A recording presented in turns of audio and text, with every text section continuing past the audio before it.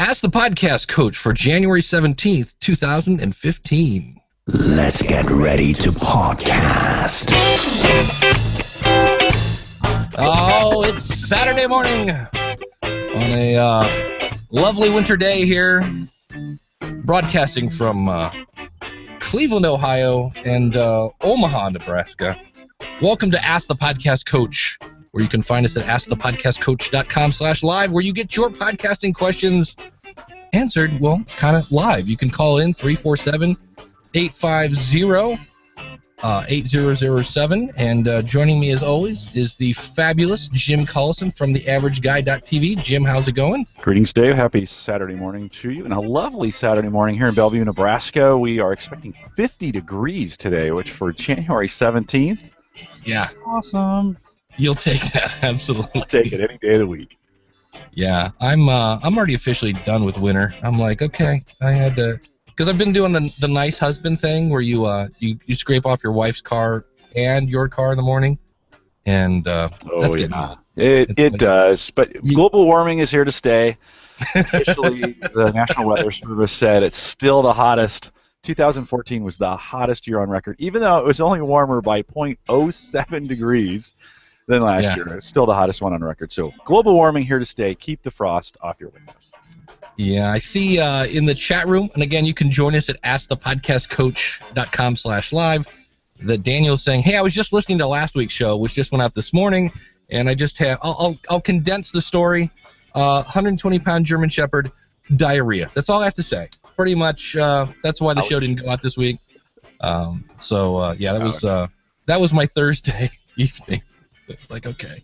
And mainly because the other thing is my stepson is going to be marching in some sort of Disney parade this week down in Florida, which meant all the stuff that he used to do, like feed the dog and other things like that, were put on the back burner. So usually life just gets in the way of podcasting. You know, it just is what it is, and you kind of muscle through it and get it done, and most people are very forgiving about it. And you just keep pressing forward. What I think what happens to a lot of podcasters is they get one day behind, and then 2 and 3, and then they start feeling bad, and then then they're like, oh, I'm afraid, and then they get 4 weeks behind, and they don't want to. They're a little embarrassed to come back to their audience after 3 or 4 weeks, and you just want to say, you know what, at any point just jump back in and get going, right? Nobody's gonna. I think the one Ryan K. Parker said, no one's gonna punch you in the face. I need to get that sound bite so I can have it at the ready. Speaking of sound bites, we have this one, which lets you know that you have no lines right now. Open phone lines. Dial in 347-850-8007. That's 347-850-8007. And boy, I've always heard Todd Cochran of Geek News Central and the New Media Show and Blueberry and all those kind of things explain how it was always such the a storm of controversy that the Podcast Awards were. And if you haven't read, the Podcast Awards nominations open up Monday. And I announced that on a Facebook page, and it blew up, which was interesting because most of the post was not about, well, it was kind of about the Podcast Awards, but somebody said that, I think the way that, because we didn't really change anything. We thought about it, and in the end, it's not my call by any, first of all, let me say that. It's not my call. I have nothing to do with the decision. And Rick decided to keep it pretty much exactly as it is. And so part of your score is based on your website. And there was somebody in a Facebook group that was like, yeah, putting your RSS feed on your webpage. Now, first things first, why should you do that? Number one, there's this other thing called not iTunes. Insert whatever it is. It's, there's like we talked a couple weeks ago where Microsoft now that's how you get listed in whatever kind of directory they have. You have to have an RSS feed on your website. But Dave, let me get some clarification on that, because like theaverageguy.tv, I don't have my RSS feed directly on the front page of my website because I'm a network, right? And this was one of the arguments there. I'm a network, and so each network has its own feed that's a little buried. It's buried one level down, at that point, and so I don't want to put a master RSS feed. I have a subscribe page, thanks to Daniel. I have a very good-looking subscribe page at theaverageguy.tv/subscribe. If you want to see Daniel's social follow and subscribe plugin, it's kind of featured there on my subscribe page. But so you have to go a level deep. So does that, if you have to go a level deep, does that count? Is Microsoft crawling beyond the level of the front page to pick up my stuff? I mean, I submitted my stuff to the Zune Marketplace back in the day when it was that, a long time ago, so it's still there. But I guess we'll ask our Microsoft representative. Oh, that's right. We don't have one anymore. Oh, he moved. Yeah. The whole Microsoft, they're really pointing. They're. I mean, I'm happy that I guess on a Windows phone, there's I think it's the Libsyn directory that feeds the Windows phone, if I remember right. I know Libsyn has their own directory, and it does feed a couple different things. But I think it's a great debate, right? I mean, it got a little brutal of a debate there on the stage, but I think it is a great debate when we talk about this, because I do think with the advent of a lot of our now services, when we think of a SoundCloud, and when we think of a Mixcloud, and when we think of some of these newer ones that are coming out, of course Stitcher and some of those things, can a podcaster really have a podcast and not necessarily have the traditional website to do that? That was kind of the crux of that argument for a while. I mean, besides the RSS feed, I think that's a technical issue, right? On that, most people have their RSS feeds all over the place. But I think that the real crux of the issue was, can you have a presence and not necessarily have a traditional website? And I think you can. I think that, to his point, is like, I can be a successful podcaster and not have to own a domain or have a web page for them to come back to. Now, to Daniel's point, you're missing out on an enormous amount of SEO, right? When you have your own page, Google crawls that. If you don't want to do that, fine. If you're successful with it, fine. I don't think it's a right or wrong, and we were trying to make it right or wrong. Like, if you're successful that way, do it, right? Be successful. The irony in that is, so I was following the argument, and the guy, and I guess let's choose not to use names at this point, but who was making the argument for not having a website, I was like trying to find him so I wanted to listen to his podcast, and I had trouble finding his podcast because he doesn't have a website. Right? Yeah. So it was a little ironic. Now I eventually tracked it down. There was a website there, and I listened to his podcast. And it's a good podcast. He's got a good thing going on over there. So, but I felt like we got in this moral argument that didn't really need to happen. It was like, you can do it without one. You can do it. To his point, it was like, why am I being punished in these awards for not having a website because it's 15%? And I think he's got a valid point at that point. Now, whether you guys choose to change it or not, that's up to you guys. Yeah, we'll have to. Well, the other thing I want to point out, I'll put a link in the show notes, but also in the chat room. If you're thinking of going to New Media Expo and you're like, I just don't have the money for the ticket, I could probably get the plane ticket, but I can't afford. Well, number one, I think there's a where you can just see the vendors only. I think there's that ticket, which is free. But if you want to, speaking of the Podcast Awards, if you would like to be one of the people that helps do the voting, you can actually do that. And I put a link. I should have made a pretty link for this, but anyway, it's in the chat room. If you go out to askthepodcastcoach.com/61, I'll put a link to it there. But what Rick from New Media Expo is doing is, if you review 4 categories, and in reality that's about 16 hours worth of work, you can then earn a ticket to the New Media Expo, because it's a lot of work. The Podcast Awards are not, it's not something, and then you get this whole sheet thing, and we're going to have a webinar once we get the number of people we need to do the reviews. We're going to do a webinar, and we're going to basically explain, like, okay, is it a knockoff if you get the RSS on the front page or not, and try to get worms, Dave. Even that's not going to fix it for people. People are going to nitpick at every little. I mean, there's no rewards. What do they say? No good deed goes unpunished at this point. So you're going to get. I mean, I applaud you. Keep going forward with it. But thank you. For it. Chat rooms are awesome. They're going to help us in the review process, not help with the voting. Yes, thank you very much. There we go.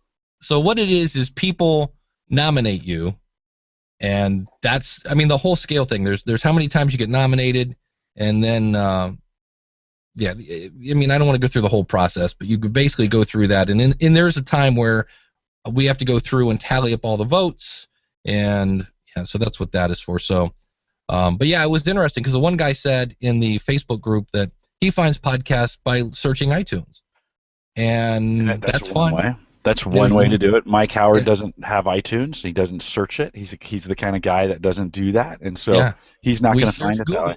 By the way, if I search Jim Collison and podcasts, the podcasts on my other sites that I use Mixcloud and some Shout Engine and Audio, just because I do it because now that I'm on your show, I want to be able to talk about these. So I put those. By the way, they show up. So if now my website shows up as the number one, right? So the averageguy.tv shows up number one on a Google search under Jim Collison podcast.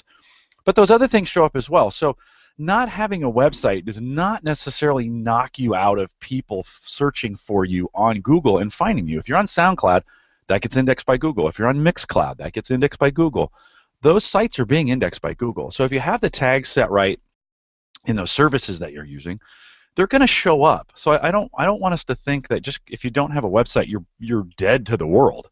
You'll get found, right? Or if your Twitter is set up right, someone's searching for you, and you can have a link to what you're doing from there. So I'm a little hesitant on the argument of saying, again, you have to have it. Again, I think it's great, and it's a best practice, right? I think you don't want to miss on that at all. But do you have to? I don't. Again, it's not right or wrong. It's, are you choosing to miss? You might be missing some audience if you don't. Yeah, I know Paul Culligan now moved the podcast report to Tumblr. He's just using a Tumblr page. Yeah. And it works, Well, it's a page, it's a presence, unless you're going with a service that blocks the Google robot, or if you're, you purposely block the Google robot, which you can do on WordPress. It's gonna find you. I mean, so the question is, what's best practice? And I think this is what we're arguing about. Is in some ways, what are best practices? Yeah, here's I just did your test. I typed David Jackson podcast. Yeah, I got to start using Google Plus more, because shocking that Google would put the post that I did in Google Plus, in the top, and it has my little Google icon, little me with the headphones on. I'm like, I got to start posting, hey, my new show is out on Google Plus. Because shocking that Google would give itself a higher ranking, but apparently it does. I was like, wow, that's might be better than anything you do in your own website, right? Using Google properties. When I did that search on me, guess what number 2 is? My YouTube channel. Yeah. So it's interesting. And then, so for me, it goes my website, YouTube, and I know this is arbitrary. This isn't a scientific search, right? But YouTube, Mixcloud, then iTunes, and then Shout Engine. Then it starts finding posts on Google Plus. So that's the first page for me. Again, unscientific. I am searching for it. There's lots of things that go into the search algorithm. So your mileage may vary, but kind of interesting. Like if someone just knew me and they were looking for my podcast, and so they put Jim Collison podcast, that's kind of what they find. So interesting. Well, I should remind everybody that there's no line. Open phone lines. 347-850-8007. It's 347-850-8007. And if you just joined us, we're at askthepodcastcoach.com/live. And let's go to let's talk about Stitcher. You had a thing you said you wanted to talk. You had an experience. Yeah, an experience with Stitcher support this week. A lot of questions around Stitcher and what's going on with Deezer and all that stuff. And so I've got I have 5 podcasts up on Stitcher. 2 we've pod faded. The other 3 their RSS feeds were pulled long ago. And one of them in particular, my Home Gadget Geeks podcast, used to be called Home Tech. And I cannot get Stitcher. I've gone into the settings and tried to update or get them to refresh the feed so it'll pull the new feed in.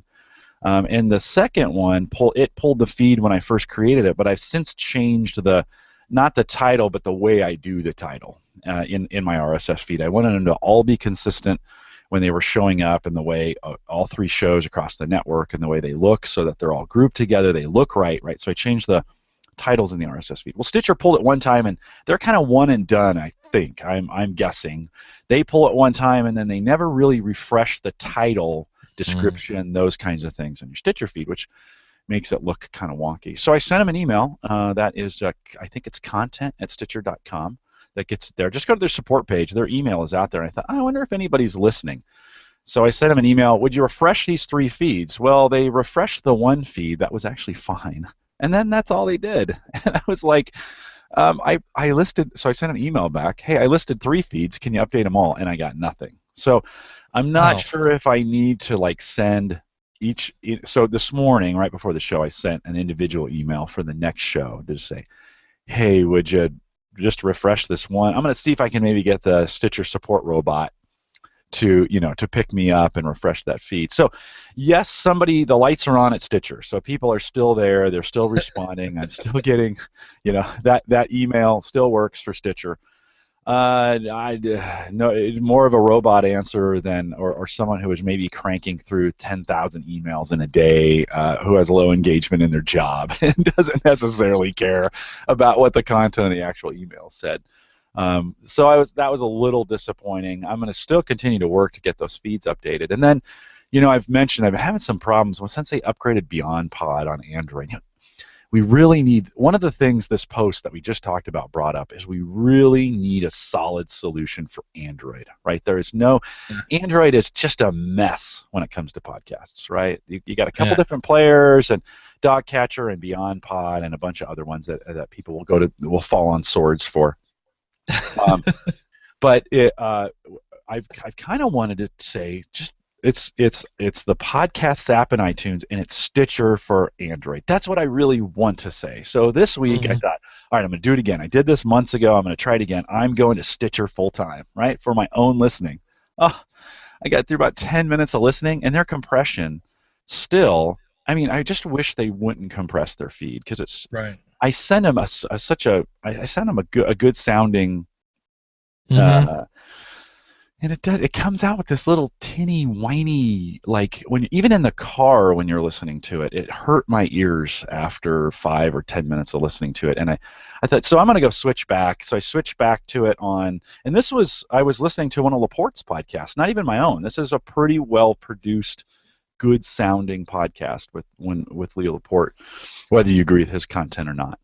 And it was just messy. So I can't. For me, anyways, I can't say Stitcher's that Android option that people are going to have a great experience on because I'm the average podcast listener. I tolerate a lot when it comes to bad sound. I tolerate a ton. I'm not like right. There are some out there, Ray Ortega, who are very particular. Right? Ray's a good guy, Ray. Yeah, I'm not picking on him, but he's particular about his audio. Yeah, he's particular about his audio, and he said that. Yeah. He said that in public. I couldn't listen to it on Stitcher, so I still don't think we've got a great option there with Stitcher. What bugged me about, because I used to do the thing I loved about Stitcher is I could listen on my app, I could go on my PC, log into Stitcher, and pick up right where I left off, and then pick up my iPad and pick up right where I left off. So they had the syncing thing, but when they really started playing an ad almost not after every episode, but every time I stopped and hit start, I think it was almost getting that bad. I'd have to go back and revisit that to get it more accurate. But it just seemed like every time I turned around, and it was for the same advertiser, which is hilarious because I can't remember who it was. It was somebody you submitted. If you're trying to get, to hire somebody, use blah, blah, blah. And it was like, I was like, do you only have one sponsor? Is that the only one? So, yeah, that was driving me.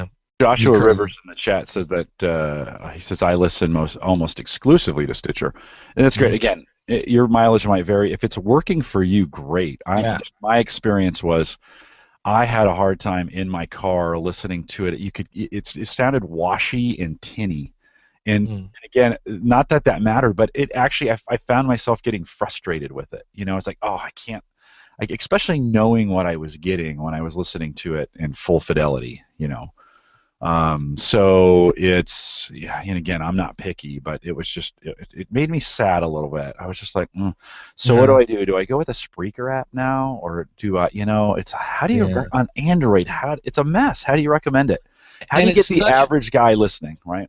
Yeah, and it's such a huge potential. Oh, it's gigantic. There's so many. It's like huge. It's gigantic. Yeah. It's gigantic. It dwarfs the iPhone when we talk about total sales. Yeah. And yet we always focus on iTunes.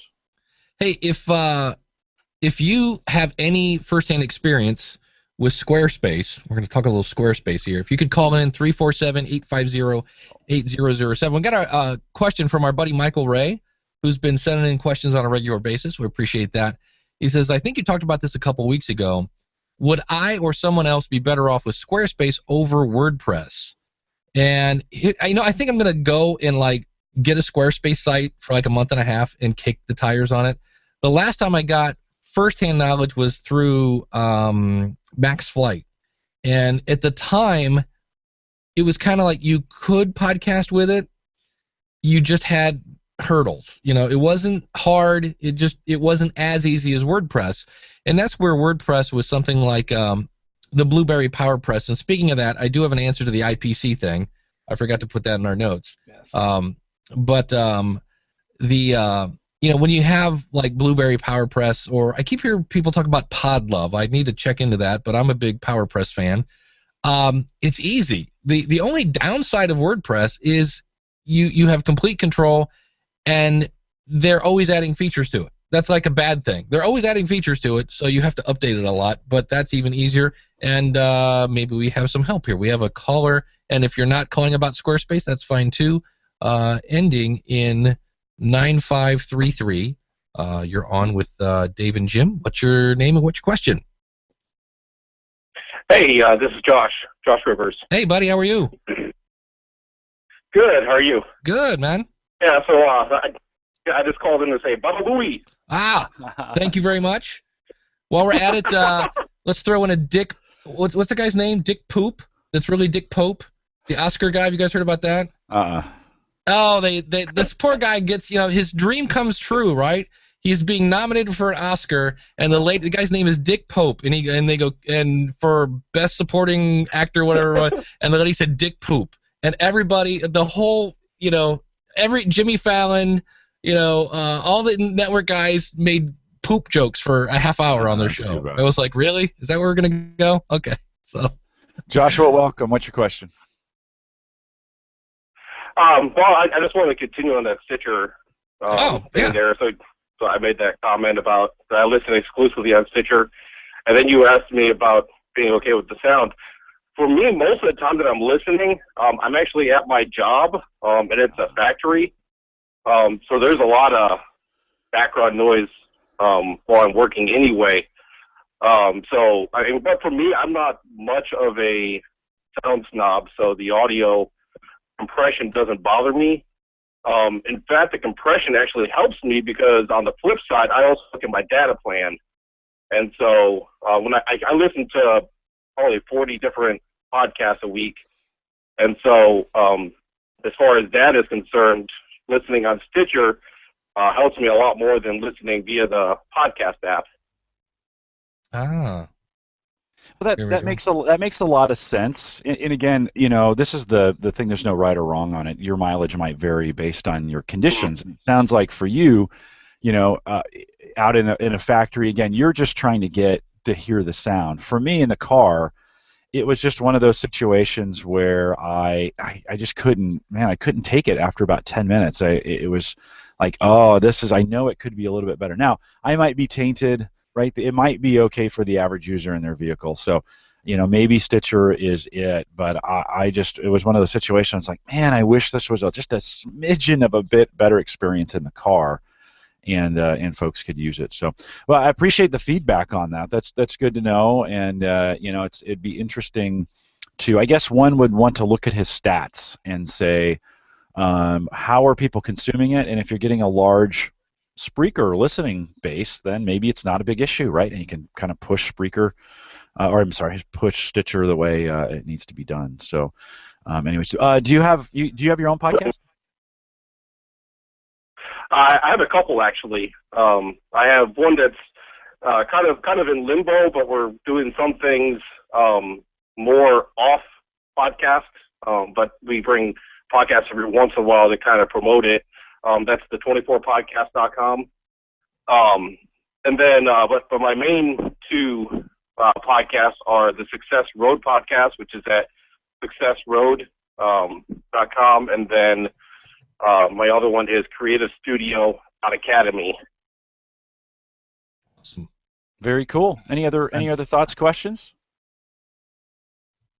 No, that's all I wanted to chime in on there for now. So. Well, thank you much, Josh. Thanks for calling in. Appreciate it. Yeah, thank you. Yep. Have a great afternoon. Yeah, definitely. Man, Josh, he makes a really good point, Dave, about where you listened. So let's see, who was it? John asked me in the chat room. No, it wasn't John. Let's see. Hold on. Let me go back. Stargate Pioneer. Stargate Pioneer asked me in the chat room, do you listen to podcasts while you work out? And I can't listen to talking while I'm running. It just doesn't. It makes me angry. I don't know why. It's the weirdest thing. It's distracting, whatever. I go full music. So for me, I can't. So a lot of people listen to podcasts while they work out, and that's great, but I can't. To me, if I want to get up and go, I'm throwing on some Disturbed and some Iron Maiden and old Judas Priest and Van Halen. Little AC/DC. I could do a marathon listening to Van Halen 1. I would just put Atomic Punk on a loop and let it keep going. Yeah. So, Mike Dell in the chat room says Squarespace has substandard feeds and no way to fix problems. Well, that's helpful. I don't know. Okay, not that. Mike might be a little biased. All right, so I'm just saying.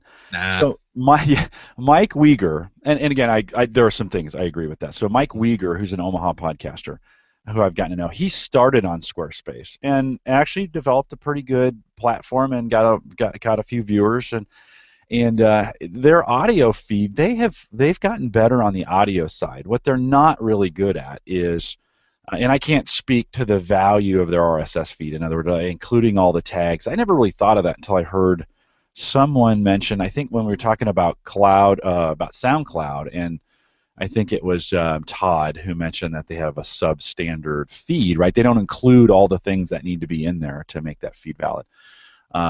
So you can do it on Squarespace, but it's audio only. If you want to go video and create a video feed, there is no way in the system to do that. You're going to hand roll your own RSS feed to make that work. And not like PowerPress, right? PowerPress, bam, pop in there, create a category or do a channel, and you're in business. So Squarespace isn't, again, they weren't born out of the podcasting medium, right? They're thinking about website content and delivery and creation, not delivering podcasts.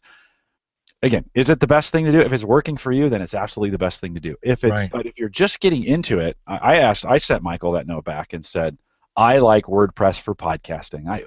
We can. There's a whole bunch of different ways you can do this, but man, WordPress and PowerPress for handling all your audio and video, boy, it's just made for that, right? It's the right tool for the job. So you can go other places, but just one of those things. It's just using the right tool for the job.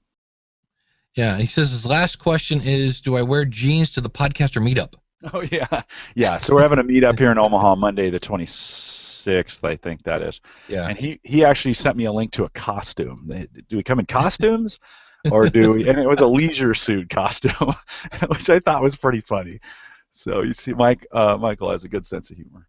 Yeah, and I see Mike Dell says, no, there's no bias here. It's the fact that and I've heard this from SoundCloud too, that their feeds just don't have all the pieces parts. Yeah. No, and there could be some factual truth. You know, Mike Dell, I'm giving him a little bit of a hard time. Yeah. I give you guys. Let's be fair. We almost need to come from a disclosure standpoint. Every time like a Todd Cochran kicks in on Facebook and recommends something for Blueberry, you kind of go, I get it, right? But he's biased. It's his stuff.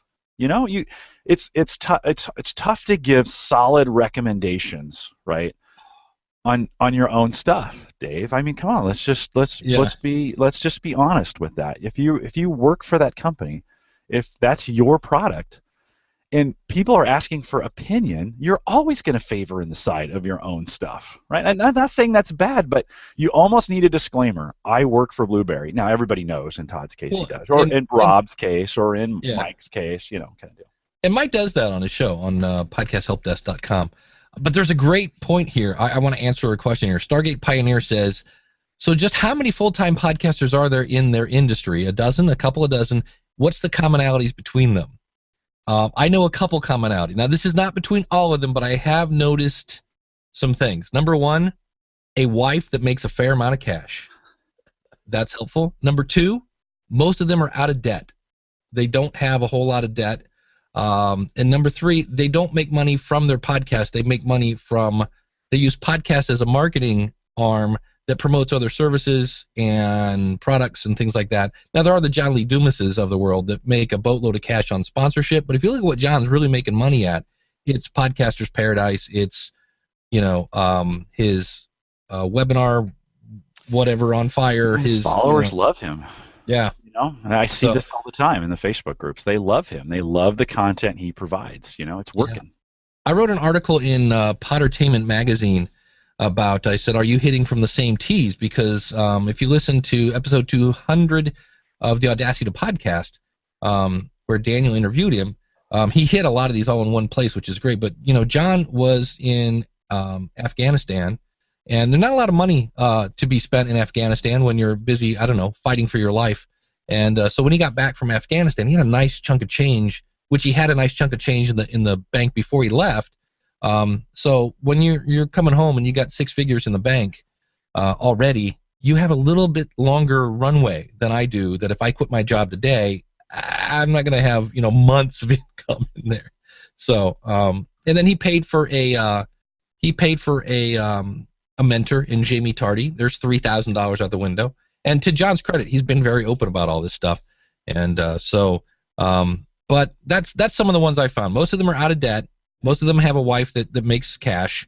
And then most of them are not making money from their podcast. They're doing it with services and things like that. Now Laporte came out of the industry, right? I mean, Leo Laporte had been doing TV. He had that's another key point. He had the backing of some of the rich guys from Seattle.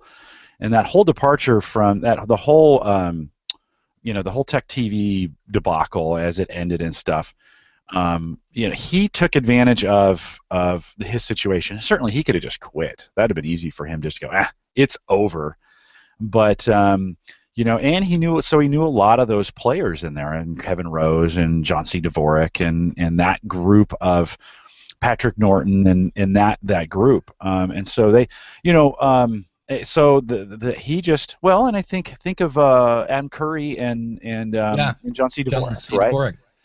Right place, right time, and doing it for a long time. I mean, Dvorak did Cranky Geeks, which is no longer in existence, so that doesn't necessarily guarantee, those things are going to stay around forever either. So, I'm not trying to argue with you, Dave, on that one, but that's another situation where he came out of the industry.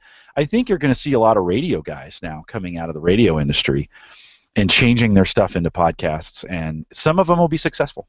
Yeah, if you think about it, that's a key point. They have, if we look at the guy from Startup, Mr. Bloomberg. No, what's his name? Eric? I don't know. I haven't listened to that one yet. I probably should. You haven't listened to Startup? Oh, Startup's cool. Not. I know. Especially the first 6 episodes. I'm kind of an anti-establishment guy. well, both he and Serial were spinoffs from This American Life. Yep, and I love the NPR stuff. I love it.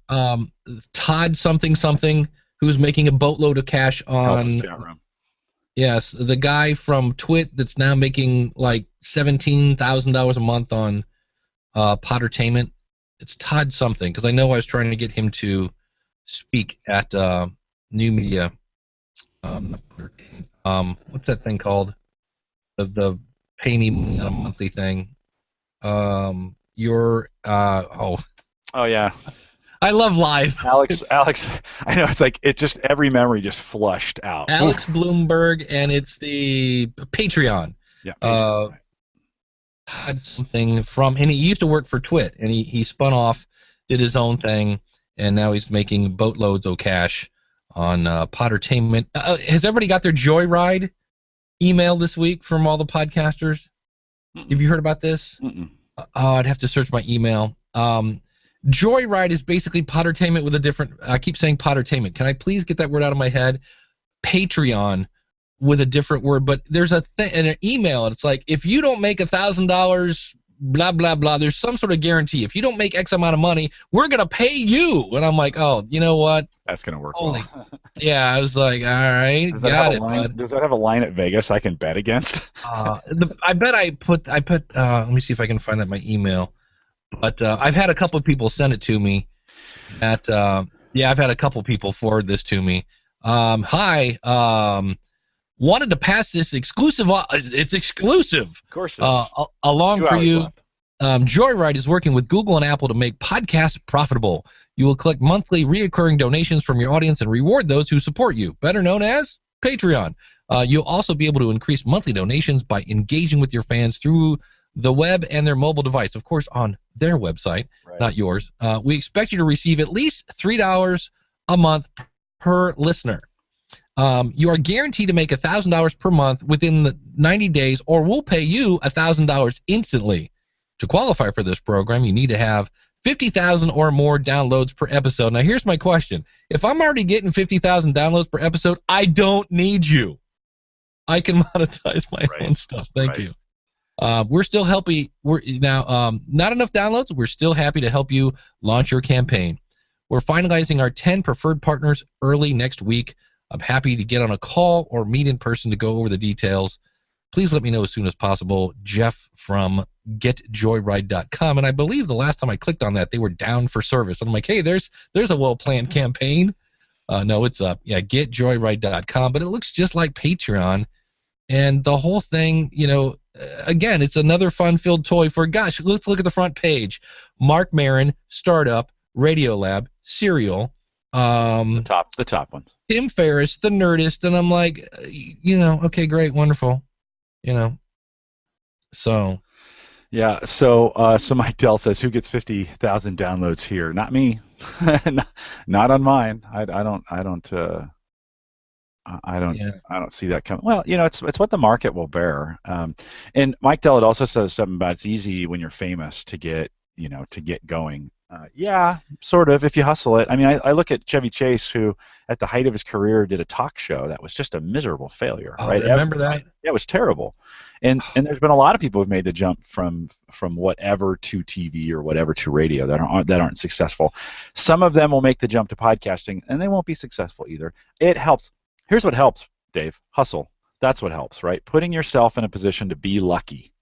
Right, because practice improves your chance of luck. Right, somebody said that.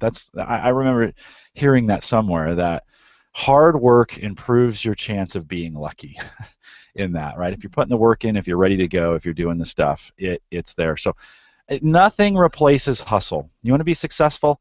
John Lee Dumas is successful because the dude hustled. The Energizer Bunny of. Oh my God, he worked his butt off to get this thing done. I mean, who's going to have the commitment to do 7 podcasts in one day? I would blow my mind. That's it. My brain would be pudding. Edit them? Oh yeah. You barely do one a week.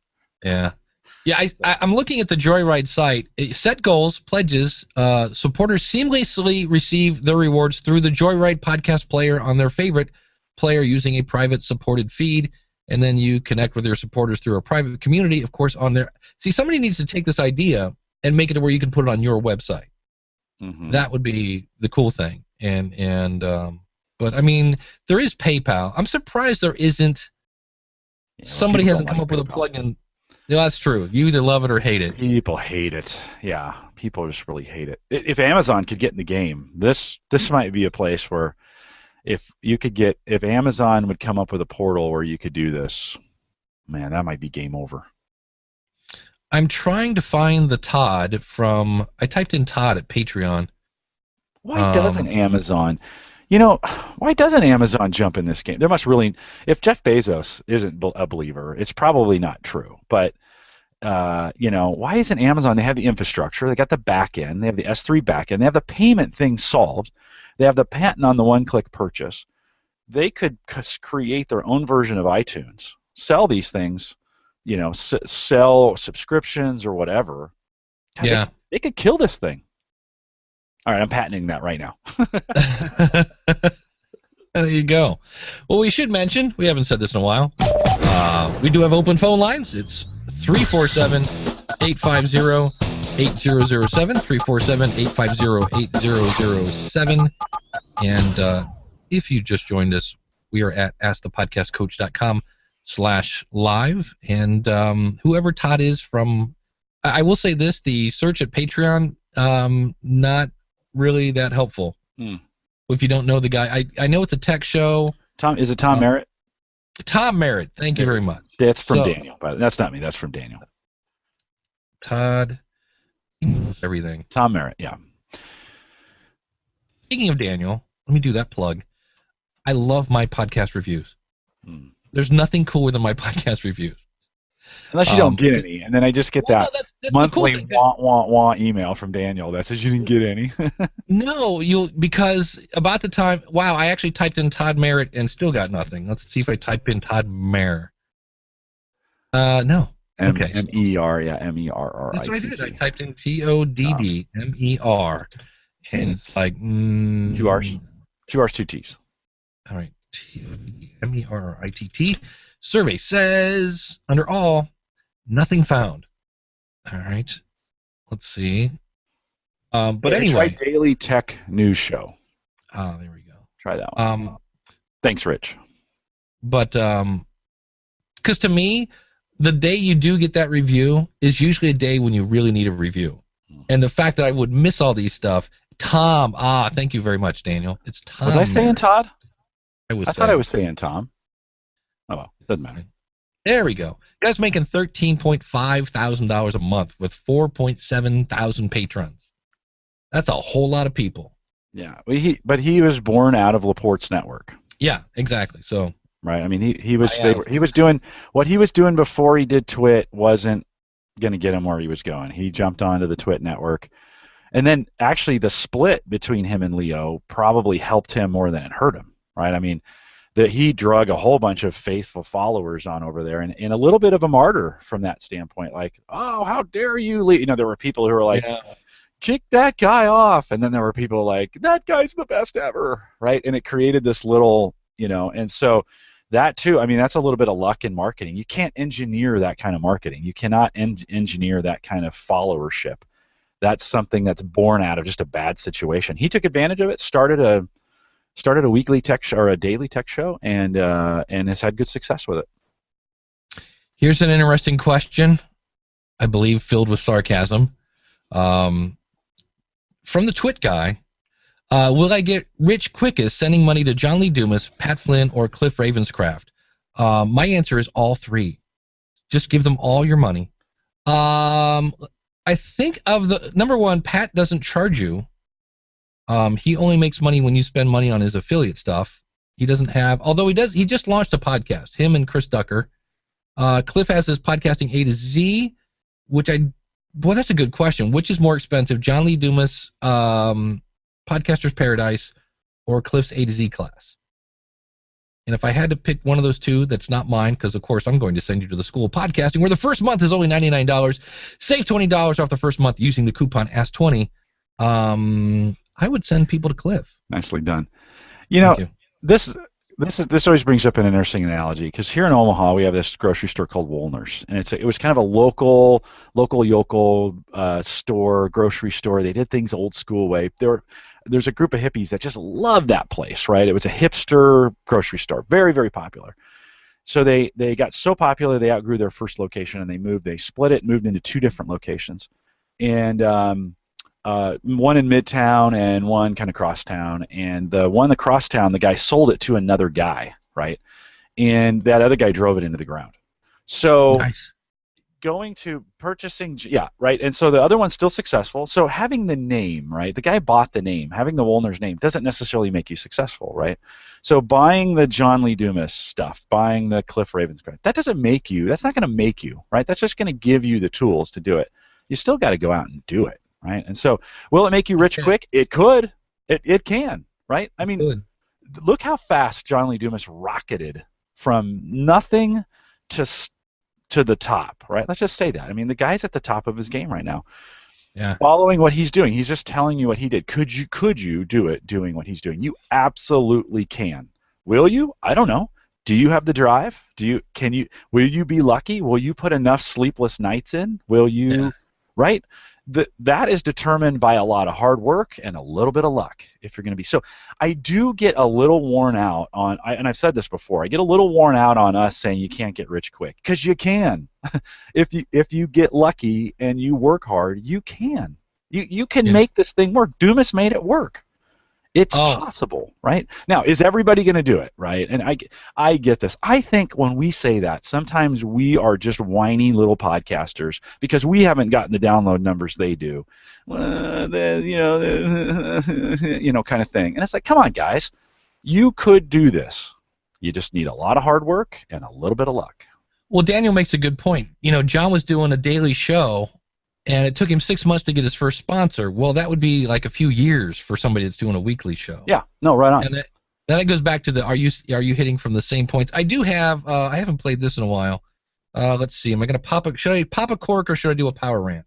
Let's do a power rant. Okay. And now it's time for a power rant. I swear I'm going to say this in every podcast until it dies. You don't have just 8 weeks to get into new and noteworthy. I listened on the we did a podcasters roundtable with a really nice guy who does a show called, you guessed it, New and Noteworthy. Newandnoteworthy.net. And I listened to it, and it's all about, you guessed it, how to get new and noteworthy, because you only have 8 weeks. And people were just repeating that per nauseum, and I was just like, I can't take it anymore. I can't take it anymore. No, you can. It's new or now. You might have 8 weeks to get into new and noteworthy as new, but I was just like, no, it just should be called, yeah. And then it was just driving me crazy. I was just like, it is what it is.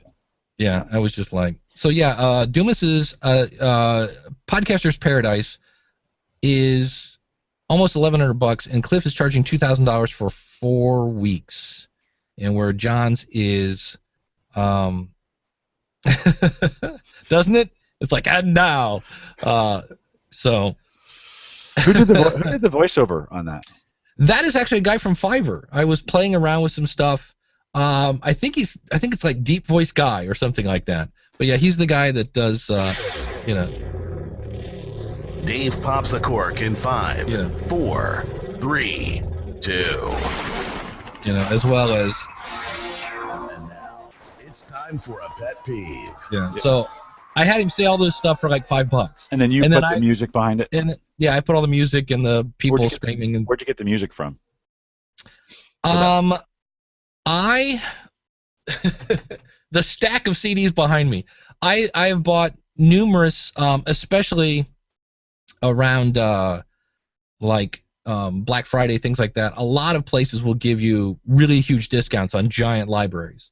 So I have a ton of royalty-free music. Yeah, it's good. I love those. I like those. Those are good creative, because you're mixing kind of some stuff together, and so it's a good. I think we could follow that example a little bit more in some of our podcasts and have some of those things. It's great for live, right? I mean, it really does. And I think you've gotten really good at bringing that in and having everything set up where that just works. The soundboard is the hardest thing to get right.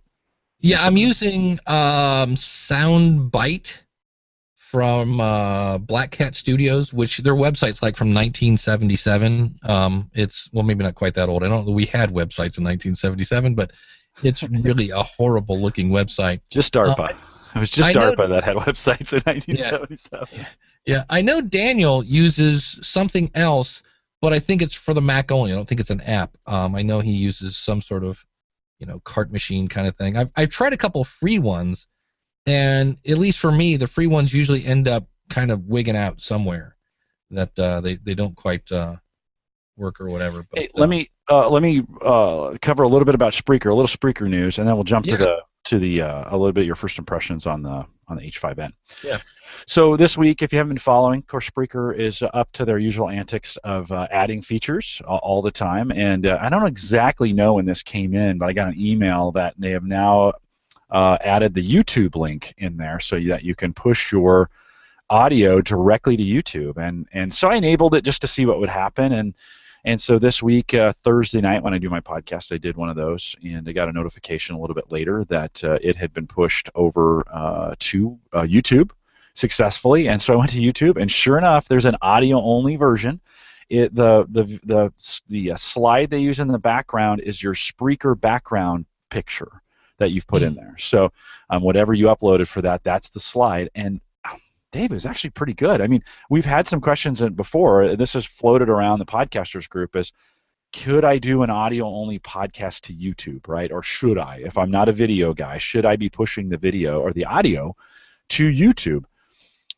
This is a super simple way of doing it. You know, if you were doing Spreaker only, if you were recording your stuff to Spreaker and you wanted to push it to YouTube, you wanted to save time, man, they do it for you, and you don't pay for the bandwidth to push it from Spreaker to YouTube, right? It worked out pretty well, though. So the whole piece went over there. So that's if you're in Spreaker. If you go to settings and check, let me find that exactly. I think if you go go ahead. Do you get to pick like what playlist it goes under or anything like that? No, it just drops it right into the account. When you're setting that up, I think it's under the connections tab. So if you go to settings and under general, there's connections, and then there's a bunch of connections: Facebook, Twitter, SoundCloud, Tumblr, YouTube, and Google. And I have everything but Facebook turned on. I don't know why I'm so afraid to send stuff to Facebook, but and then on the YouTube, you really just get a chance to set up that account. So your YouTube account, so for me, like, it's The Average Guy TV. That's my YouTube name. I think that's what I set it up under. And then turn it on. And when I was done, boom, within probably half hour, something like that, it's on my YouTube channel as a. So they've figured out the Google API or the YouTube APIs to drop that audio in, and it looked good, which was like, hey, that looks good. I was surprised. I was like, wow. So an option for you, again, not for everybody, maybe not the best way to do it. Your mileage might vary, those kinds of things. But what's great about this is Spreaker is doing stuff. Right. You know, they have an app you can buy, $99. You don't want to create your own mobile app? They'll create it for you. $99. That's the cost of entry to get into YouTube or to get into iTunes anyway. So, right. You know, I got an email from some company today that would make your own app for different things, and it was something ridiculous, like, you know, $20 a month plus the more you added it. By the end of it, it was almost $50 a month for the app, and I was like, okay, you know, suddenly Libsyn is sounding good, you know, so. That's interesting. Yeah, we are recording today into the Zoom H5, and did I need this? No, absolutely not. The Roland R05 is sitting here waiting to be my official backup for life. Love my Roland R05, but the thing is, it's a little thing I like to try to have called integrity, and so I've been recommending for people, especially if they're going to be doing live.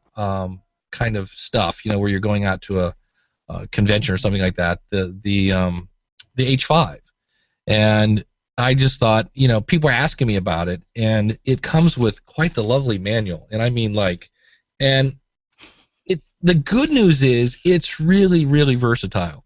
I love the fact, I mean, I love the fact that I don't need a power cord.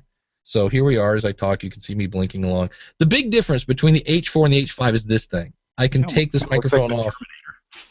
Well, what's cool is if I did this, I could pull that off and put a different type of mic on, which is kind of cool.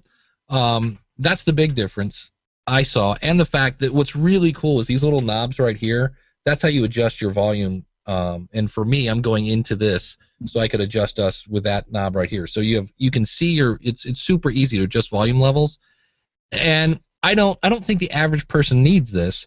But if you're doing interviews for people, they have the XLRs at the bottom. That's the one thing that the R05 does not have, and that's why I usually recommend it to people. If they're really going to be doing this, they want to. I'm like, here's the easy way to plug stuff in. You don't need a mixer. In fact, this thing really acts like a mixer in a lot of the software. Yeah, and it's true. Daniel said the H4n has better preamps. I know Daryl from Golden Spiral Media did a really in-depth view of the H5. And he put the proverbial high PR40 in it, and it was even pushing a PR40 and got decent levels. So yeah, it's got a lot. Here's the thing, it's $269, and the H4 is going for about $199. I did it at Same Day Music, so I did the whole thing where you can basically break your payment in half. And of course, the thing I love about Same Day Music is there is no sales tax unless you live in New Jersey. Sorry, New Jersey, but so that was kind of cool. And it was the same price as Amazon. So I was like, and I can break it in half and not pay tax. Okay, done. You know. Yeah. So well, here's the fun thing. So like there are things like, you know, a guitar tuner, a metronome. You know, there's a lot of stuff that the average person just wants to record two people in a room. You're never ever going to need. But if I wanted to, Jim, and I actually thought about this, and I went, you know what? Do I need this? I could take, because of my mixer, and all my channels have direct outs, I could take you out, I could take me out, and the phone out, and record it into that, and have all three in their own channel. And then take those. It'd be like instead of a double ender, it'd be a triple ender, and take all those. I think this is what Daniel does with his podcast, and then put those into Audition, and if I need to adjust different volumes and things like that. But it's pretty cool. I really do like it. From what I understand, it has really, if you're using the built-in microphones, it has like 15 hours of battery life. And that's the one thing I like. The RO5, I had to spend like $20 for a power cord for it. It just comes with a standard USB cable, and that powers the bad boy. So I'm like, well, that's cool. Because when I first opened, I'm like, oh crap, here we go, no power cord. And but the other thing that's cool is it comes with this, which is this cool little plastic carrying case. That's nice. It's a little baby H5 coffin that you basically put it in, and it has a little foamy thing here. Or if you have a really tiny room and you want to do some soundproofing, that would work as well. For mice. Yeah, for mice. If your mice want to podcast. But really tiny people. No, is this a school for ants? But I love this because the one thing, you know, you have that microphone just hanging out there saying, bump me on stuff. So you could throw it in your suitcase if you're taking it with you. And I was like, wow, and it's, you know, pretty heavy duty plastic.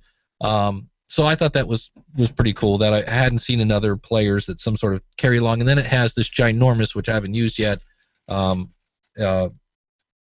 nose pop filter for it. So, and I lost it, but it actually has another. Oh, here it is. It comes in a bag. So if I wanted to put it in this kind of bag to then put it in the little Zoom coffin, I could. So, but the thing I've loved is today I've been trying to remember. It's another thing I'm going to remember. When we change topic, I've been putting markers. Oh, nice. So I could jump right to those. And, yeah. And then the H6, I forget what the difference is between the 5 and the 6. I know they both can change microphones. Yeah, in fact, Barbara Phillips inspired it because Barbara was a person that I recommended the H5. She bought it. She loved it. But I really, you know, I can read the manual, but in terms of actually going through the buttons and things like that, the learning curve's not too horrible. It's like anything else. You know, multiple buttons do multiple things. And you have to figure out that the menu button is the back button, and the little, you have like a little toggle thing on the side that's like your enter button. And once you kind of get that, the H6 records in 6 channels.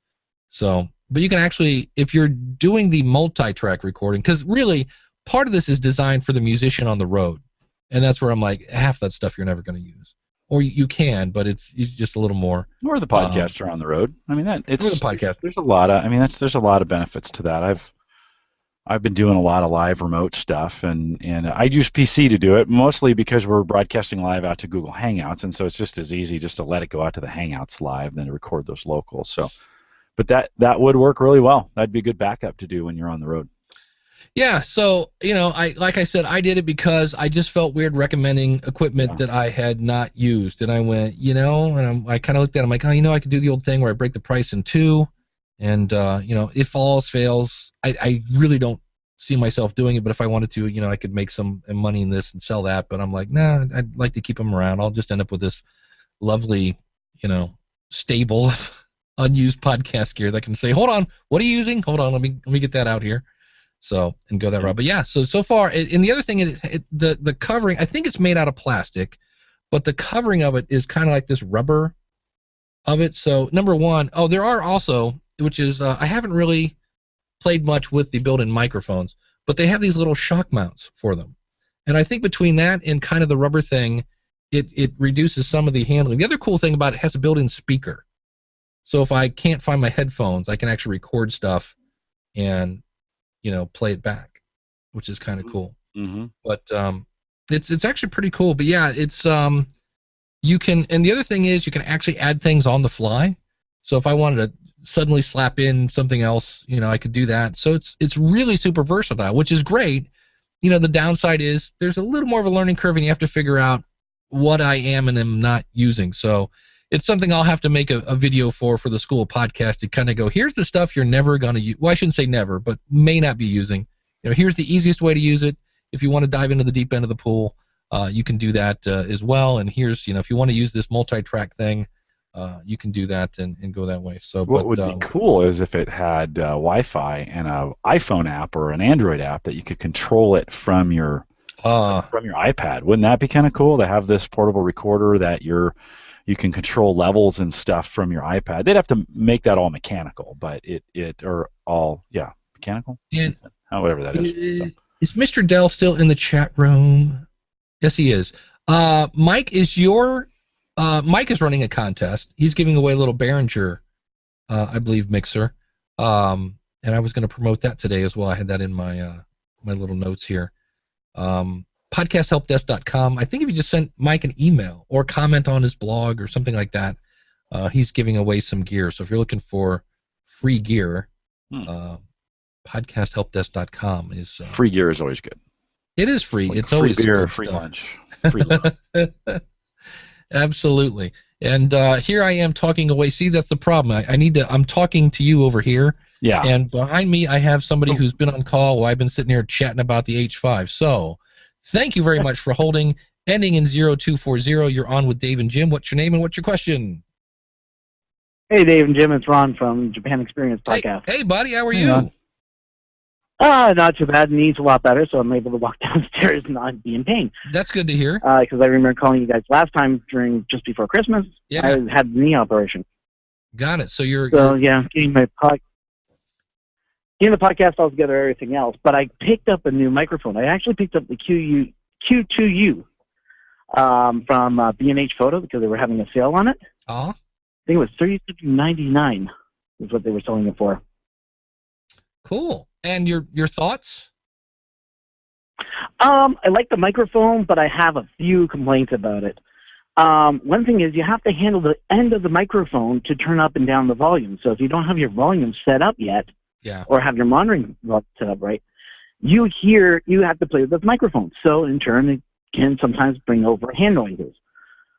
Also, what I found out is that the volume controls are a little indented, so it's hard to press down on them when you need to turn up or down the volume. But once you get your finger in there, you can adjust it.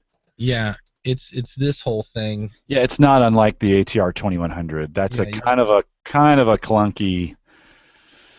It's hard. I don't ever touch them. We go XLR and that shuts it off. But And if you're a deaf old musician like me, it's easy. You just put it on all the way up, and you just leave it there. So. But that'll work. So how much did you pay for it again? $37.99 at B&H. Gotta love that. Beautiful. So awesome. And I will say this: the headphones are a piece of junk, so don't use them. They are very basic. Yeah, I've heard they're really bad. So. You pretty much give those to the kids. The other thing I like about this microphone is I've hooked it up through my camera. I've tried hooking it up via my mixer. No issues there. I'm able to get perfect sound through those. The only complaint I have is that this microphone will actually, if you were in I don't know if it's because of winter time right now or whatever it was, but I got a nice little electrical shock from mine also.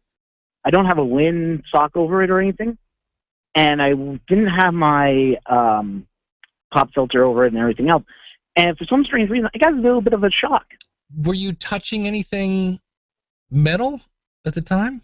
No, I was just sitting. I had my feet on the cement floor and basically was wearing socks. I don't know if it's a little bit of static electricity because it is winter. Yeah. We know that I bet it is. static electricity don't work well. Yeah, especially if you just had socks on. Yeah, because if you weren't touching anything, the problem musicians have is when I'm touching electric guitar strings that are plugged into an electrical amp, which is plugged into electricity, there's sometimes it has to do with different grounds or something like that. But you'll go up, man, and it'll bite you, man. You put your mouth on, you do the rock star thing, and you get right on the microphone, and pow, man. You're like, ouch. And so the fun part is you still have to sing really close to the microphone, and the whole night you're like, and there are times when it'll like arc if it's really bad enough, and that's usually where you're like, okay, that's not gonna work, But my favorite shocking, we'll take a quick 10-second tangent here. I was in high school, and we were a bunch of us in the basement of this guy's house, basement floor, concrete. And somebody had their hand on their guitar strings, and somebody else had their we were in a circle, just shooting the fat, and somebody had their hand on a metal mic stand, and all of a sudden the things aligned, and we all somehow touched elbows, and we all got shocked at the exact same time. It was the funniest thing you ever seen, to see 10 people go, yeah! So it was hilarious. So yeah, but I think in your case it's just static electricity, so. That would yeah. So that, or get the old pop filter. You need a pop filter anyway. Otherwise you're going to end up. Well, I got a pop filter over it now. Oh, there you go. So cool, awesome. Well, thanks for the review. Anything else we can help you with? No, just Jim. If you have any problems with your with Stitcher, I've always had to get them on Twitter, and usually they get fixed within a few minutes to an hour. I'm going to try that next. If I sent a request in, and if I don't hear back from them or whatever, I'll just say, hey Stitcher, can you refresh my RSS feed? And I'll try that on Twitter and see how it goes. That's good recommendation. So you don't need a pop filter. Well, I would disagree on that, Mr. Twit guy in the chat room. Yeah, so I would recommend that. I usually start with email, and then I escalate to Twitter, because I had the same thing once. I had a day where HostGator was just apparently way behind, and I was waiting, because usually they're really pretty good. And man, the minute I sent a tweet, it was fixed. I'm like, wow, I might jump to that the next time. So awesome. And where can we find your podcast at? Well, the podcast is kind of the website's kind of down, but it's at jraggio.net. As soon as I get everything knee surgery, pre-ops, and everything else I have to go through, I just haven't even had time to even go into my WordPress setup and start working on it, because I just recently bought the website about, I figured I would work on it while I was injured, and lo and behold, I really didn't get time to even look at the website and start working on it. And what's the website again? Slowly? It's jraggio.net. Okay. Got it. That's one of those things where you know it, and I'm famous for that. I had people that used to say I would say my phone number like it was an Olympic event. Be like 888-566-3228, and I'm like, I'm trying to write that down, Dave. If you could say it. Slow down, exactly. Professor. Exactly. Awesome. Well, actually, I think we all do that every so often. Yeah, for sure. Awesome, man. Olympic event. Well, thanks for calling in. No problem. Thanks. Yep. Take care. Bye. Awesome. And Jim, we're going to start wrapping up things here. I know you had a because of my podcast story. Yeah, real quick, as we kind of come in for a landing, last year about this time, we do, I mentioned it earlier, we do these tech conferences where I go out and interview the keynotes and the speakers, which is a great way to get visibility. I mean, it's another one of those hustle moves where you go out and we worked for the conference for free, we promoted the conference, and nothing has ever become of those videos that I've done. I mean, I've gotten a little promotion out of them and such, but this week, I was looking. We're getting ready to do that conference again, and we were negotiating the fees and all that other stuff to do it. And on behalf of Gallup, this is all on behalf of Gallup. And so I went to their website and I scrolled down, and sure enough, all our videos that we had done were on the front page of their website in full glory. And they had laid them out really nice and featured them. And they didn't ask me, they didn't tell me. It was a huge surprise. I was like, wow, nicely done. Infotech is the name of the conference, INFOTEC 2015. Just search that in Google if you want to take a look. But so it was great promotion. I mean, it's one of those things where it's like, oh, wow, this just happened. And so working with this conference, this will be the third time we've done it, and this will be the first time they've really featured them in that way. Great promotion, both for me and for Gallup and the podcast, and the fact that the podcasts were featured on the front page of the registration site. Nice. Is a big deal, right? Because that promotes podcasting, and so that was very cool. So because of my podcast, or because of what we've done last year, we're going to get some really good visibility and publicity this year. And when I go to invite those guests, I'll just say, hey, look on the front page of the registration, right? That's what we do. Nice. Excellent. Good stuff. It's good stuff. On Mondays, School of Podcasting, I'm going to be interviewing Darren Dake who does the Coroner podcast. Oh, that sounds exciting. And it started off, he sent into my podcast because of my podcast story, and I emailed him back. I go, wait, I need more on this. Hold on a second. So the Power of the Niche this Monday on the School of Podcasting with Darren Drake and the Coroner podcast. I'm like, awesome. that's cool. But he actually got a job that he didn't even know he wanted because of his podcast. And I'm like, oh, hold on a second. So, yeah, that'll be a fun – we talk about the power of stories and things like that. That'll be coming up Monday. Jim, you got anything coming up over at theaverageguy.tv? Yeah, actually, episode 200 is up here this week for us. So we'll celebrate 200. Amber got from LastPass. So if you're struggling to manage all your passwords and security, we're going to be talking that on theaverageguy.tv/live Thursday night, 8 p.m. Central. Awesome. And as always, we're here every Saturday. AskThePodcastCoach.com/live. You can find me over at SchoolofPodcasting.com. Use the coupon code ASK20. That is ASK20. I'm finding out that you need to make coupon codes that are like really super easy to use because nobody can spell listener. But anyway, we'll talk about that later. Thanks so much for tuning in. We'll see you again real soon with another episode of Ask the Podcast Coach.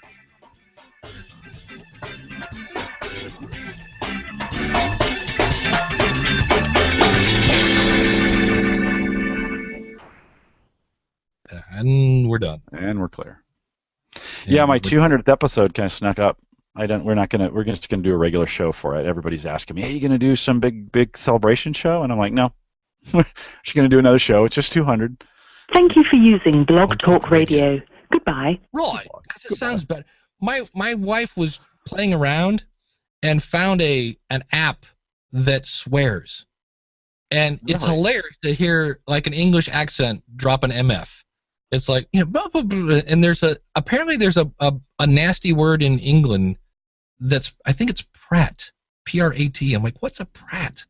So I need to get a hold of Mike Russell or somebody in the UK and go, what is that exactly? So. Apparently the word fanny is not particularly appropriate to use in the UK as well. Yeah.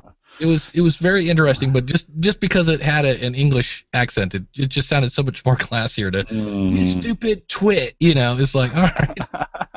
And I'm like, what are you doing in there? And she's like, I just found this weird app. I didn't believe it. And then this is what it does. So if you don't want to swear, you hit a button. Nice. So but is Daniel still around? He was talking about that Ambrosia software, and it is for an iPad. He said he liked the interface better, and I'm like, oh, cool. And I was going to ask. I guess I could just Google it. I'll have to go back through the chat and see what the name of it was. But not that I don't like Soundbite. As a podcaster, I have to go buy things for no apparent reason. Well, that's the thing. If you're going to do a tech podcast or you're going to do a podcast about podcasting, you got to kind of buy into some of these things just to stay up with them, right? Yeah, that's what's the name of you were using Ambrosia software, something for the iPad. I forget the name of it. And I'm too lazy to scroll through the chat. Well, there's a lot of chat out there. Oh, look at him. He's even got the link for me. Awesome. Johnny on the spot. And did you show? He said we should start charging for the after show. No. He said that would be a product. Put it on Patreon. Yeah, Patreon. I'm like, you know what? That'd be fun. It'd be a fun exercise to play, to try. You never know. So, but I do. Here's an interesting thing. I'm not going to have a. Before you say that real quick, it's probably time we look at some of the after shows and put those together again in a in a special release type thing. I think one of these weekends I'm going to be out again, and it's probably time for you to take a Saturday off as well. So might work out. I'm trying to think, when was that Saturday? Anyways, I interrupted you. Go ahead.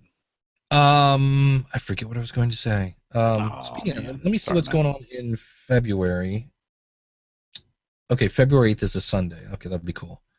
Yes, February 8th, 2015, Dave Jackson turns the big 5-0. Nice. It's like wonderful. I'm like, oh, so that'll be fun. Yeah, but you're only able to. No, not at all. I'll have to ask my wife. I'll have to see if she's up to anything, any kind of shenanigans or whatever. But yeah, that'll be fun. I'm not that far behind you, to be honest. Well, it's hilarious because I can remember when I was 25 going, quarter of a century year old, I should probably lose this weight. And I remember, I'm 30 now. I get definitely gonna. well, 40, it's like, and now I'm 50 going, I should probably drop that. I am down, because it's January and we're all on that kind of thing. I've gone from, I started off the year with a brand new record. I was up to 226 and I'm already down to 223. So nice. I'm like, all right, nothing crazy, just like a pound a week. A pound a month even is good. I'm on a renewed. I hit the heaviest I've ever been, and I shouldn't say ever. The heaviest I've been in 5 years at Thanksgiving, and I'm like, all right, I gotta get my fat butt moving and get serious about this. And so I've been using. We're going to talk about this in a couple weeks on Home Gadget Geeks. I've been using MyFitnessPal, and I've been using Garmin Connect and kind of anything technology-wise that I can use to get me going. I've been tracking everything on my watch. I don't have a fitness tracker like the traditional ones. I have a running watch that I've been using like a fitness tracker. Right. I was going to say, do you have a Fitbit? I'll be your friend. I used to have a Fitbit and it broke, and I've been debating whether I go back to that whole ecosystem or not. I've really enjoyed my Garmin 220, and I found ways. I don't track steps. I probably take about the same amount of steps each day. So it's one of those things that I'm not sure that would actually get me to do more. I mean, it might, who knows? But for now, I've been working on timing everything with my watch, so my workouts are timed, those kinds of things. So that's been particularly helpful too. And we did at work, we do what we call hold for the holidays. By the way, if you haven't done this at your own work, you should think about it. So everybody puts $5 in the pot, and you weigh in. And then at the end of the holidays, so the first Monday in January, everybody weighs in again. And if you've maintained or lost weight, you go into a raffle for half of the pool, and then the person who loses the most weight over that time gets the other half, right? They win. And the beauty is most Americans gain 5 to 7 pounds during the holiday season that they never lose, right? They never re-lose that 5 to 7 pounds that they put on. With some intentional motivation and that money invested in this, even as little as $5, it makes it really competitive to do these kinds of things. So there's all sorts of fun things. There's dietbet.com where you put the money in, and it's really almost to the point of kind of a hassle because you have to weigh in, and they'll give you like a secret word, and you have to write the word on an index card and put it by the scale. Take a picture of yourself on the scale and a picture. They really do their best to make sure that you're not cheating, because some people, go out and go to Google Images. Yeah. Oh, it's amazing. But I was trying to find. I have somewhere. You want to talk about how weird things you'll do to make money? I made a spreadsheet for companies that want to do a Biggest Loser competition. Where I have it now. You just put in your name, your starting weight, and your ending weight, and it'll calculate the percentage of weight loss. And I sell it for $10. Now this is something you could make yourself if you knew Excel. 15 minutes tops, And I made $166 this month selling a $10 spreadsheet. I'm like, excellent. Hey, if people can find what they're looking for, and they don't have to do it, especially if they don't want to do it, right? And it's priced reasonably, people will buy it. It's that simple. We're I'm a Microsoft MVP, and so I own a Surface, and I've been thinking of ways to really engage that Surface. And I use a broadcast server for my podcasting, which means I have a separate PC that unifies all the sound and video, and then that's what goes out to YouTube, and that's what goes out to Spreaker and those kinds of things. And so that's kind of how I do it here. And so one of the things I want to get my Surface involved. So a little cool when we talk about gadgets. A gadget I bought this week. This is something we'll feature on Home Gadget Geeks. But I bought this little USB because the Surface only has one USB port. So I bought a USB 3. It's a little dongle. It's got the network because when I do podcasting, I don't want to do it over wireless, right? You want to plug that thing in if you're going to use it for anything related to podcasting. You need a network connection. Of course, the Surface doesn't have one. So boom, there's the network jack for it to get that plugged in, and then it comes with real handy little wrong side right there, USB 3 ports on the side for you, so you can plug in memory, whatever. So looking forward to using this. This will be when I go on the road. I'm going to use the Surface as the broadcast server. When we go on the road, this will be a piece of equipment that I plug into the one USB, and then because I want to control in the case of the Surface, there's some other things I want to control like the camera via USB, and that'll plug in here. So untested, $21 on Amazon, not terribly expensive, but again, I love gadgets, and this is one of those things that it's a gadget off. Right. Yeah. This is a fun one. The Blue heart rate monitor. I think the company's like Wahoo Fitness, and it's cool. You basically, it's your typical. The thing I like about it, there's a battery in it, so if it ever runs out, but you basically put the chest strap on, and it works with your iPhone.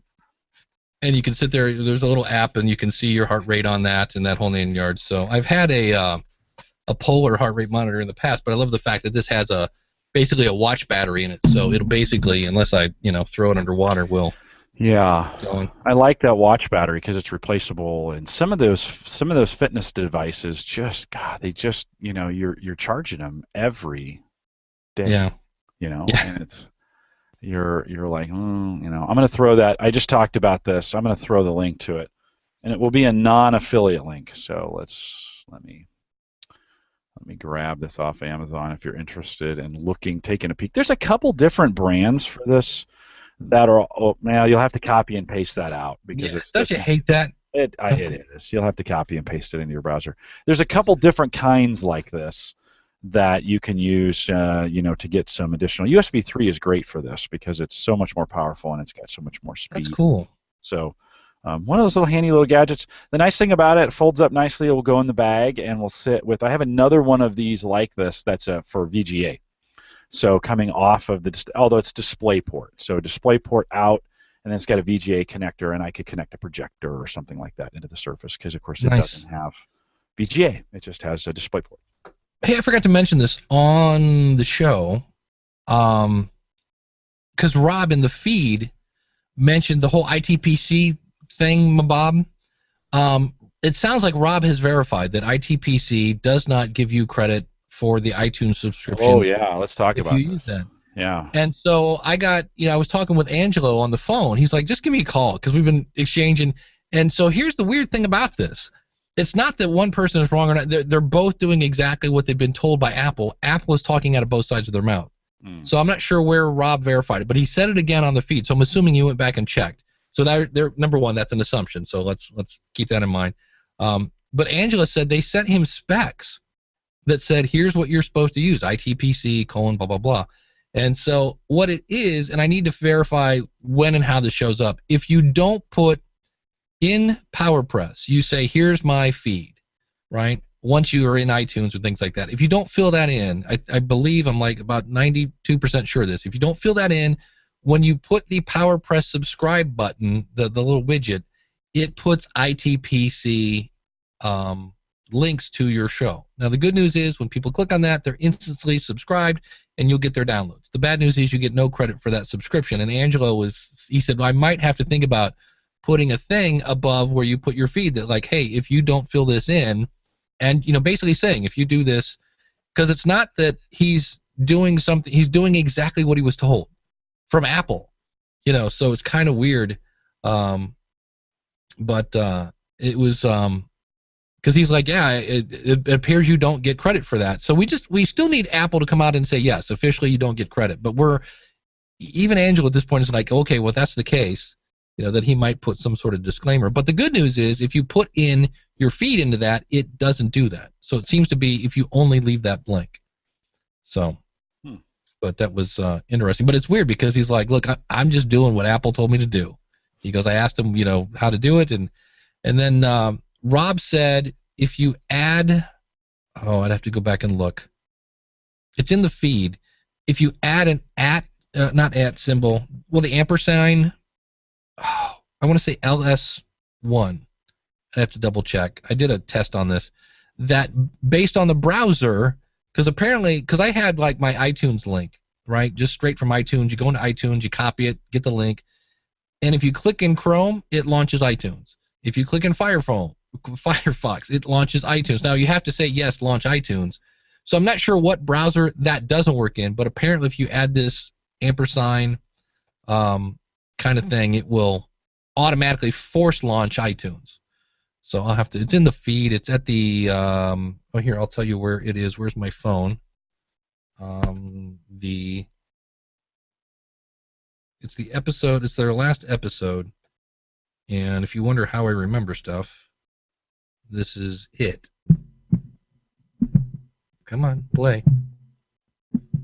Are you not playing? Come on. Wow, where's that? Nope. Where is this? Oh, you know why? Because it's going through the ear hole of. Well, here, let me leave the. Plug the phone back in, Dave. There you go. Rob's tip on subscribing to podcasts of 51 minutes and 24 seconds on the feed. So if you find that episode, that's where you can hear him talk about that. But yeah, I like IT. I know Daniel put ITMS in there, which is another way to do that. But I just thought it was weird that we have these two guys working with Apple and we're getting two different. At LS equals 1. Thank you, Daniel.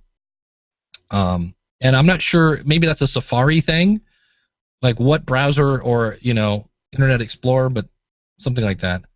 So, but it launches the browser to listening and then launches iTunes, which is better than ITMS, which doesn't launch the web page. Ah, okay. So, but it's interesting because they're both kind of like, well, that's what I was told. I'm like, okay. So I don't think it's so much a wrong thing, but just know that then if you don't fill that in, you get the ITMS thing and that whole 9 yards. But the bad news, I have to kind of wrap up. Here's what's cool.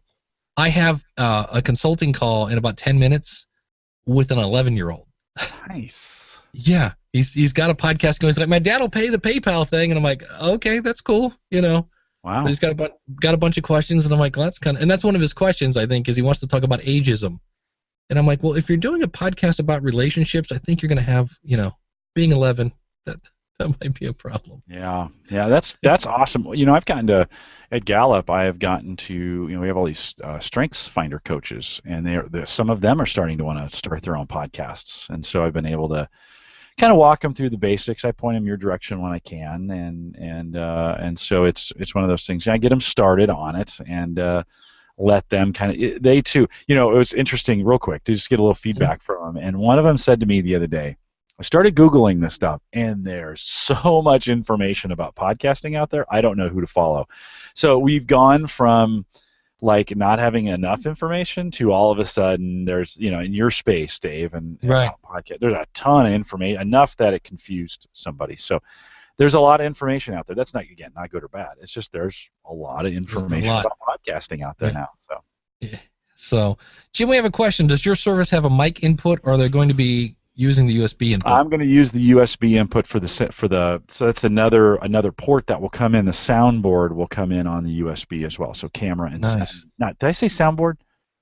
Those aren't called soundboards. Those are called mixers.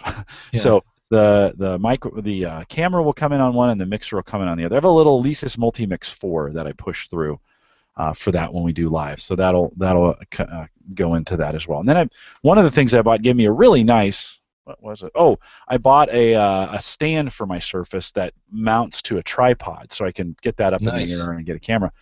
And it comes with a super long USB cable, so that'll run out of that down, and then we'll start plugging everything into it from this standpoint. So, yeah, I'll give it a try. I'll document it. The conference isn't until the spring, so I'll document it all up. I'm sure we'll talk about it again here on Ask the Podcast. Does the Surface have a mic input? It does, yeah, and It's not bad. It's just for an interview in a large conference, it wouldn't be ideal. But if somebody wanted to connect via Skype, they could plug in their headset. Oh yeah, it's a full PC, so it's got a camera on it. It has its own camera. It's a 5-megapixel fixed, so it's not great. And then it has a mic input and some pretty good speakers on for a tablet, for a tablet PC type thing. It's got some pretty good speakers. So. I had a guy in class yesterday looking at the PDF version of his book, and he was writing notes in the PDF that then saved on his Surface. I'm like, that was pretty slick. Oh, listen, writing on a Surface, that's the game changer, right? If you're a writer and you want to write, it'll do both just on notes. And in Windows 10, sorry, I know you got to go. In Windows 10, with coming with the new Spartan browser, you're going to be able to write right into the browser, which is very, very cool in OneNote. Wow. So, yeah. So we'll see how that works out of the gate, right? That's still a theory. So, right. Writing on a Surface, especially the Surface Pro 3, is just the most beautiful writing experience you'll ever have. I've been waiting for this day I've been writing on PCs for 10 years. They all suck. This Surface does it and does it right, and it does handwriting recognition too. So you write it, and then it reads it and it puts it in text. So there we go. We can talk about that more in future shows. I know you got to go. Awesome. I do have one last story. I don't know if you heard this or not. Ohio State won the college Super Bowl. Yeah, the college Super Bowl. Right. The great thing was I go in Tuesday. Championship is what they call it. Yeah, Tuesday I go in to teach a class at it was at the United Way. Who cares? Right. And everybody's talking about the game last night. Did you stay up? Oh, did I stay up? I couldn't go to sleep. In fact, I stayed up to watch the ceremony, and then I watched the trophy thing. Everybody in my class went to bed about 2 a.m. So it was great because we're all pumped up, and about 10:30, everybody needed a nap really, really bad. It's like, okay, yay, we won. B, if you're teaching a class the next day, because your entire class. Oh, I know. Especially in Ohio, you know. Yeah, that makes for a tough day. You have to take lots of breaks. That was it. Make sure they're well hydrated. Lots of breaks and well hydrated. Yes. Do you have a Red Bull machine here by any chance? No. Okay. All right. Yeah, a whole vending machine. You should have just brought a case of Red Bull in and put it. Red Bull for everyone. Yes. Excellent. So, all right, guys. All right. Well, hey, have a good week, and we'll see you next week, man. Yeah. Good chatting with you. We'll see you, Dave. Chat room. See you guys. Yes. Thanks, chat room.